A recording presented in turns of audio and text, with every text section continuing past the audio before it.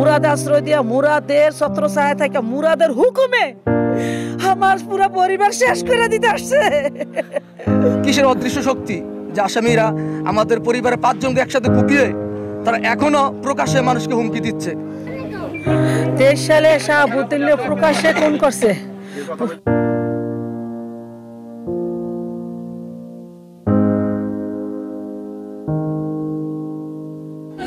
আমাদের দাবি আমাদের দাবি মানতে হবে আমাদের দাবি আমাদের দাবি মানতে হবে খুনি ফয়সালের ফাঁসি চাই। কয়েকজনকে কুপিয়ে জখম করে এবং আহত করে একজনের গুরুতর অবস্থা। তো এখন চাই তারা যদি পরবর্তীতে তাদেরকে 48 ঘন্টার আলটিমেটাম দেওয়া হলো, তারা যদি কোনো কেউ আর আশ্রয় দেয় নাই। এই দেশে আরো তো বড় নেতা ছিল না, কোন নেতা হের আশ্রয় দেয় নাই, কিন্তু মুরাদ আশ্রয় দিছে।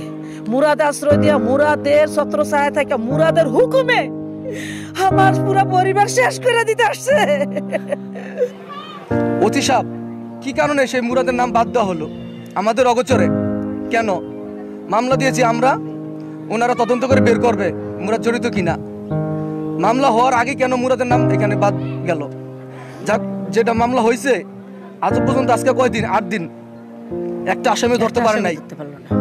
কিসের অদৃশ্য শক্তি যে আসামিরা আমাদের পরিবারের 5 জনকে একসাথে কুপিয়ে তারা এখনো প্রকাশ্যে মানুষকে হুমকি দিচ্ছে।